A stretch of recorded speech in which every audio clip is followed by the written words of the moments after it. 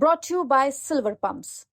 Top quality और consistent performance के लिए सिर्फ सिल्वर पंप्स नाम याद रखना। इस वक्त हम मौजूद हैं करहल विधानसभा क्षेत्र के रठेरा गांव में और ये यादव बाहुल्य गांव है। इटावा के दादरपुर में जो घटना हुई है उसके बाद यादव समाज का क्या रुख है कि कोई तमाम चीज़ें बाहर निकल के आ रही हैं, जिससे कि कहीं ना कहीं एक दूसरे जात के प्रति लामबंद होते दिखाई पड़ रहे हैं। अब वास्तविकता क्या है, इस गांव में हम आएंगे, यादव बाहुल्य गांव है ये, और क्या सोचते हैं, क्योंकि तमाम सोशल मीडिया प्लेटफॉर्म पे तमाम तरीके की टिप्पणियां हो रही हैं, पुलिस भी कार्रवाई कर रही है, लेकिन दरअसल इस मामले का अंत कहां पे होगा, कैसे? क्या नाम है सर आपका? रामनाथ सिंह। रामनाथ सिंह जी। रामनाथ सिंह, जो इटावा में घटना हुई है जी। उसके बारे में तो जानकारी होगी आपको। पूरे मामले को आप किस तरीके से देखते हैं और जो राजनीति हो रही है उस पर? पूरा मामला, पहले तो ये जो घटना हुई है बहुत ही शर्मसार करने वाली घटना है, और इसकी अगर मेरे पास शब्द नहीं, जितनी कड़ी उसकी आलोचना निंदा की जाए वो कम है। वैसे ये सोच के कि ये यादव है, इनका मुंडन कराया जाए, चोटी काटी गई, पेशाब डाली गई, इसमें आक्रोश तो समाज में होता ही है। हम पीडीए परिवार में पूरे में ये आक्रोश है कि ये जो भी हुआ है गलत हुआ है। कायदे में उनको ये नहीं मालूम, जो वहाँ जो पंडित हैं उनको ये नहीं मालूम है कि इस गद्दी का हकदार कौन है। आप इतिहास उठा के देखें, हम लोग सनातनी हैं, हम धर्म को भी मानते हैं, ऐसी बात धर्म को मानते हैं। अभी तक तो आप लोगों ने धर्म के नाम पर राजनीति की, अब जात के नाम पर भी हम लोगों को आपस में लड़ाने और उसका जो काम हो रहा है, ये राजनीति हो रही है, ये गलत हो रही है। कायदा ये है, अगर देखा जाए, इतिहास देखा जाए तो हम लोग व्यास कौन थे? हम दलित परिवार से ही भाई, बामन, बनिया, छत्री और शूद्र, तो हम शूद्र में ही, बैकवर्ड की कोई वो नहीं, हम शूद्र हैं। और शूद्र में जो हमारे व्यास जी थे, सुखदेव जी जो थे राजा, ये सब यादवी थे। जो गद्दी जो बनाई थी व्यास की, उन पे आप ये कहेंगे मेरा अधिकार है बैठने का, उस पे अधिकार जो उसके लायक है। क्या दलित नहीं बैठ सकता है? मेरे यहाँ जो भी भागवत होती है सब दलित कहते हैं, हम लोगों के समाज के लोग हैं वो सब भागवत कहते हैं। और जो विद्वान है, चाहे वो ब्राह्मण हो, चाहे क्षत्रिय हो, चाहे बनिया हो, चाहे कोई भी हो, उसको अधिकार है, वो उस गद्दी पे बैठने का अधिकारी है। और इस एक जात के नाम पर ये बड़ी दुर्भाग्यपूर्ण घटना है, ऐसा नहीं होना उसके बाद फिर जो जैसे उनके गांव पे जो चढ़ाई हुई, पुलिस ने फिर दोनों तरफ से एफआईआर भी दर्ज की, तमाम अराजकता हुई, इसको किस तरीके से, मतलब ये भाई आक्रोश है हम लोगों में, लेकिन इसका मतलब ये नहीं है कि खून का बदला खून। हम अहिंसावादी लोग हैं, हम ये नहीं चाहते हैं, कानून जो करेगा वो अपने हिसाब से करेगा, जो संविधान है संविधान के हिसाब से। पहले तो आप संविधान से छेड़छाड़ आप ही लोग कर रहे हैं, सरकार में जो बैठे लोग हैं उसी को कर रहे हैं।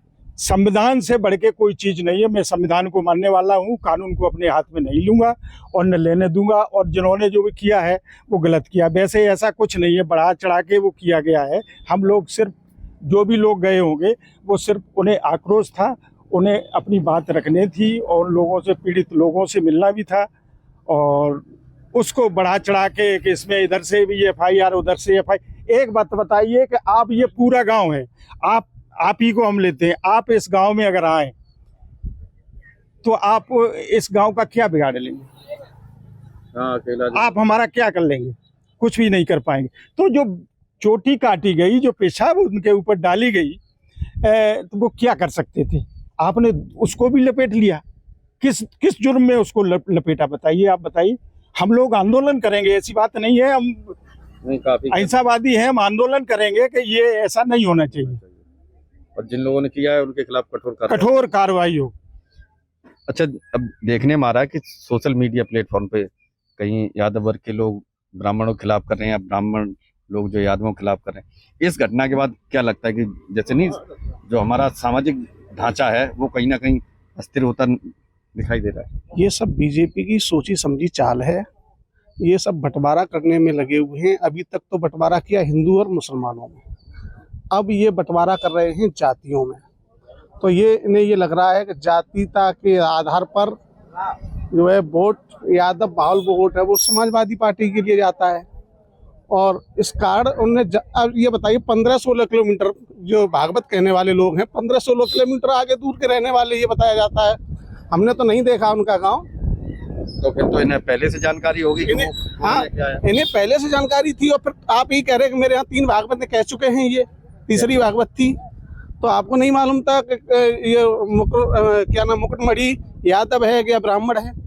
या तो ब्राह्मण भी था, उसने जाति भी छिपाई अपनी, तब भी इतनी निंदनीय घटना नहीं होनी चाहिए थी। अगर नहीं करानी थी कथा तो कुछ नहीं करानी थी कथा, आप करते कंप्लेंट या FIR करते आप और उससे कहते आप अपने घर जाए। जैसे मैं आपकी बात से सहमत हूँ, आप कह रहे हैं कि 15-16 किलोमीटर दूर रहते थे, जब जानते थे कि ये किस बिरादरी की या कोई भी हो, तो क्या लगता है इसके पीछे कुछ और भी साजिश हो सकती है? इसमें साजिश ही है।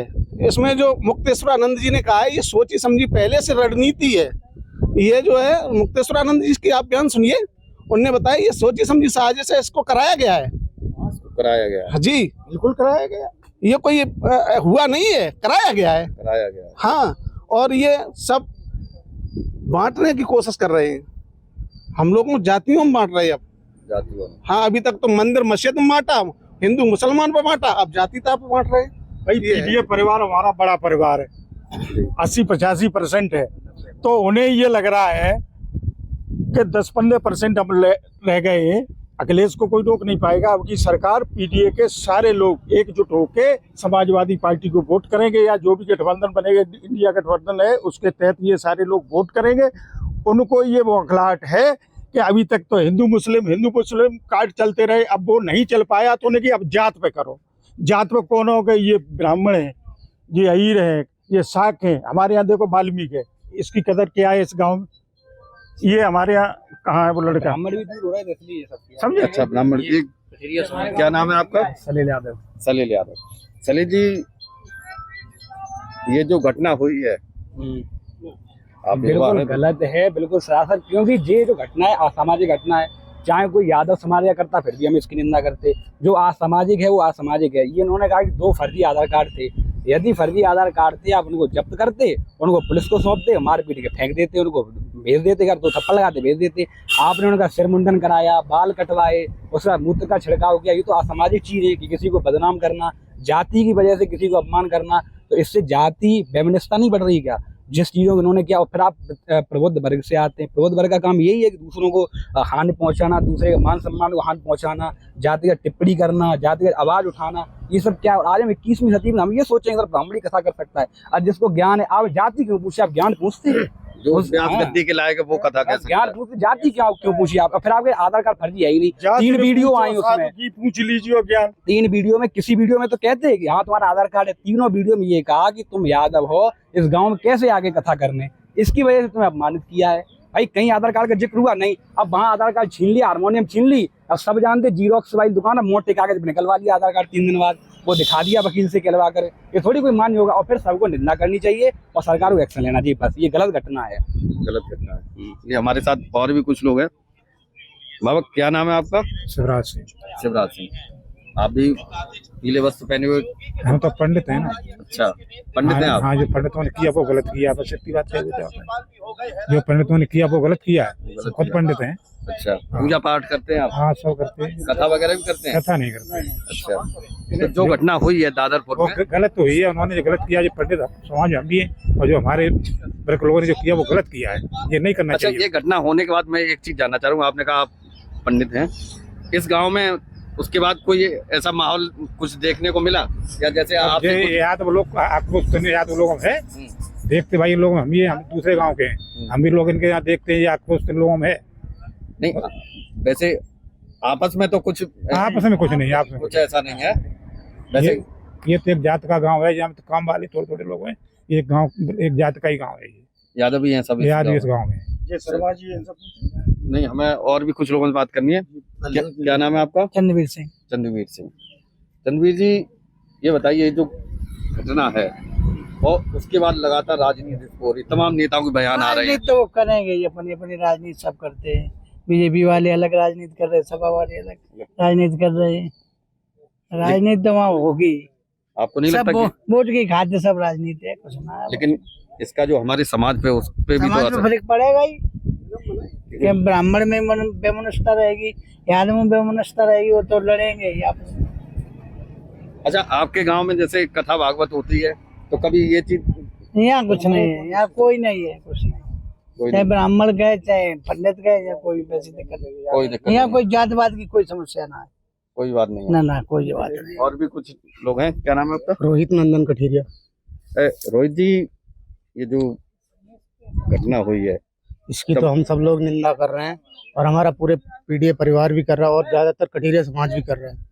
क्योंकि ये जो घटना हुई है, हालांकि जो ढोलक मास्टर था श्याम सिंह कठेरिया, उसके साथ भी मूत्र छिड़काव किया है, तो उसका क्या। और जो महिला के साथ ऐसा हुआ जिसने मूत्र छिड़काव किया, महिला का मूत्र था, उसने आरोप लगाए हैं कि इन्होंने मुकुटमणि और जो भी यादव परिवार के थे, इन्होंने छेड़खानी का आरोप लेकिन लगाया। इसमें अभी तक जो जांच हुई है उसमें दो चीजें वैसी पाई गई। एक तो ये जो मूत्र छिड़काने वाली बात, वो छिड़कने वाली, वो गलत है। दूसरा जो उसका आरोप लगाया था छेड़खानी का, कि कथावाचकों ने हमारे साथ मैं वही छेड़खानी, तो कहना चाह रहा हूँ, वो भी गलत निकली। छेड़खानी का जो आरोप लगाया है मुकुटमणि पे और श्याम सिंह कठेरिया पे, हमें ये बताओ, नेत्रहीन व्यक्ति कैसे इनकी छेड़खानी कर सकता है? और उसके साथ भी वही हाल हुआ है। और जितने भी वर्ग के लोग हैं, आज तो कुछ नहीं, ये मनुवादी जितने भी हैं, आज से नहीं, जब ज्योतिबा फूले थे उस टाइम पे भी इनका हक मारा जा रहा था, आज भी हक मारा जा रहा है, इसलिए बौखलाए हुए हैं। बौखलाए हुए, ये जो कह रहे हैं कि बौखलाए हुए हैं, तो क्या लगता है ये सोची समझी रणनीति के तहत ये किया गया? बिल्कुल सोची समझी इनकी प्लानिंग थी, प्री प्लान के तहत हुआ है। ये सरकार के इशारे पे जो भी कार्य हुआ है वो हुआ है। अच्छा, इस घटना के बाद आप चूंकि यादव समाज से हैं, क्या संदेश देना चाहेंगे जिससे कि समाज में ऐसी बेमनस्यता ना फैले? मैं ये संदेश देना चाहता हूँ कि आजकल सब पढ़े लिखे, बच्चे तक पढ़े लिखे सारे लोग हैं। पहली बात तो ये है कि जो जिसका अधिकारी है, ये बच्चा जो है पढ़ा लिखा है और ये कुर्सी पे बैठने का अधिकारी है, तो वो अधिकारी है। कोई बगैर पढ़ा लिखा बावन अगर ये कहे कि ये इस पे मैं बैठूंगा, तो ये गलत।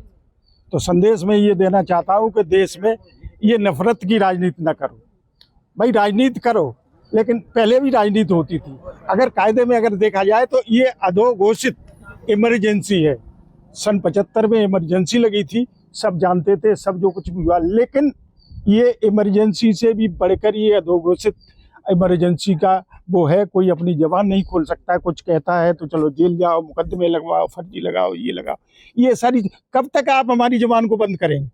अच्छा, आज नहीं कल ये आप हम अपने जो हमको मताधिकार का अधिकार मिला है उससे हम आपको नीचे कर देंगे, फिर आप क्या करें? अच्छा, जैसे जो कथा भागवत होती है, हाँ। तो जो ये इसमें जो कथावाचक होते हैं, जी, क्या ये पैसे लेके आते हैं? मतलब इनकी कोई डिमांड होती है, केवल दान दक्षिणा? नहीं, दान दक्षिणा होती है। बहुत से दान दक्षिणा पे करते हैं, बहुत से अपना फीस तय करते हैं, डिमांड करते आते, तय करके आते हैं कि हमको इतना चाहिए।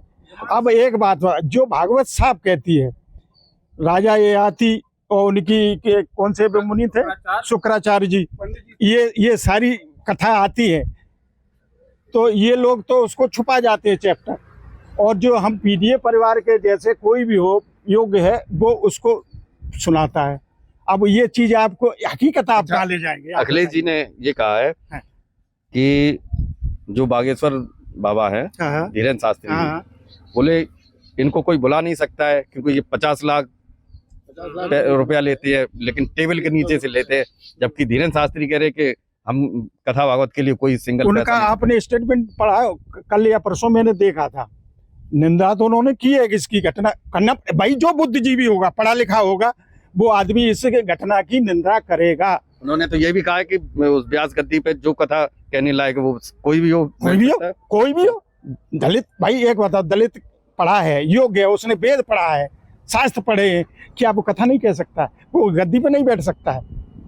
अगर स्कूल में हम लोग जाते हैं, टीचर पढ़ाता है तो उसकी जात थोड़ी ना पूछते हैं। वही बताइए, हमको ज्ञान पूछना चाहिए, हमको ये नहीं पूछे ये किस जात का। हमको भी हरिजनों ने पढ़ाया है और भी ब्राह्मणों ने भी पढ़ाया है। तो मैंने गुरु, उस समय जो सिस्टम था कि हम लोग जाके पहले गुरु के पैर छूते थे, उनका आशीर्वाद लेते थे, फिर वो हमको शिक्षा देते थे।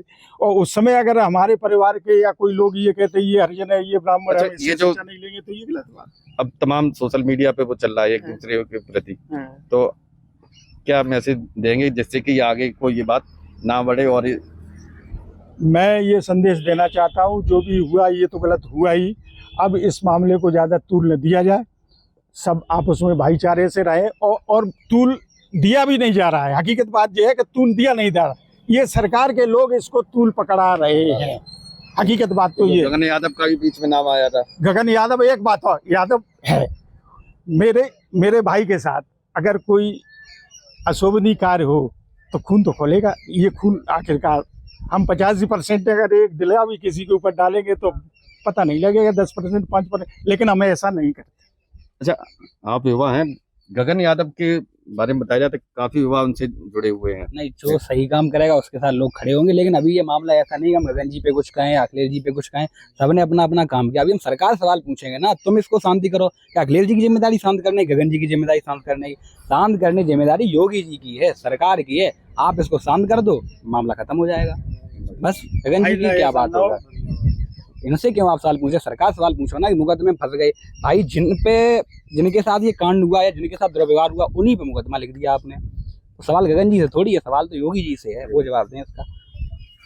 तो ये थे हमारे साथ में रठेरा गांव के ग्रामीण, जिनका कि अब कहना है कि जो घटना हुई वो काफ़ी निंदनीय थी, लेकिन आगे से ऐसी घटना की पुनरावृत्ति ना हो और सामाजिक सौहार्द बना रहे, इसमें राजनीति नहीं होनी चाहिए। और सवाल सबसे पहले सरकार से है कि सरकार इसमें सही कार्रवाई करे, जिससे कि आगे से जैसा कि कथावाचकों के साथ में हुआ ऐसा किसी अन्य के साथ में ना हो। पुष्पेंद्र सिंह, मैनपुरी, यूपी तक।